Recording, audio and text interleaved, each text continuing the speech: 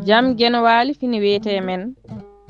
ñande hoore bir 17 setto ujune 2026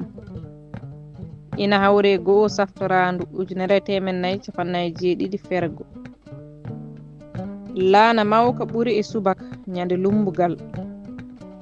firti ko hunde fof ina jogii ko foti haaju fof e himme mum haaju tokoso himme tokoso haaju mawɗo himme mawɗo ɓura namdade doole ko neɗɗo heewi mantirede noon holle o haaju ko kanko gooto waawi fewnude ɗum laana mawka mbarodi mawndi ngaari mawndi ñiiwa mawba fof ko mantugol tan holle joomum wonno foti duɗal pulaar mottoɗo jooɓa yo jam ñallu ceerno joni nde yimɓe kasboyte laakara janngo jiɗɗen taw ha darnen tabital pulaw kam goppiren sen jeehi heddiɓe ɓe hennene waajoji laakara ɗi no liloroyte toon ɗum ɗon joni sohla hay batti sohlani yaade laakara joni aljannaji kam jiɗɗo toon fof to daranto ko ɗum ɗo hennen ɗo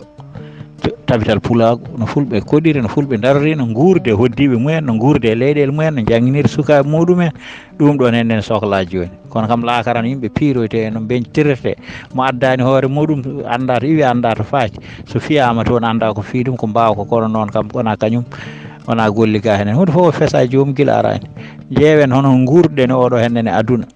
ngal ɗo hennene basal kaɓete ngal no iwri ndeɗo majjere no iwri ngol ɗo caragol no iwri ngol wasde nanodirde no iwri yimɓe yo mbaajo yo koddu yimɓe yo mbaajo yo ndesidir yimɓe yo mbaajo yo nguurdu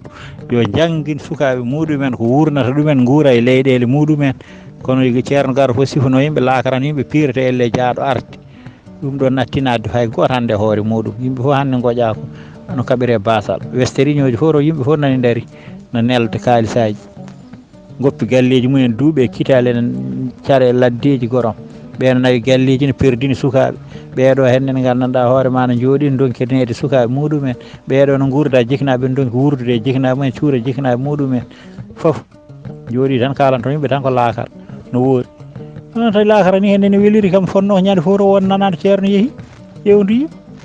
kono noon ceerno mbino fof to fatude koto géruji ɓeyda kalis yo ar sooda oto waɗa pano caggal wiya moon aduna ko bolle pooy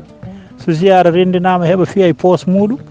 e gandanɗa hoore maɗa wiya aduna ko bolle puyɗo taw oto wuuro no jooɗi no waasi oto wuuro ala emballage wuuro ala hôpital wuuro ala école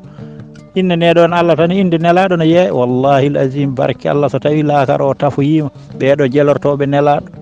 maɓe piyo e piggal koye yeeso almuɓe ɓeɗo wajateɓe wonata oɗon kalano yimɓe no foti wade taw on mbaɗata no poɗɗon wadde moƴƴi ha yeeso ko lawol min de ko leñol ngol tan woƴi min taw to woni hennene kam so ari tan hawrata kañum ne koye saaha muɗum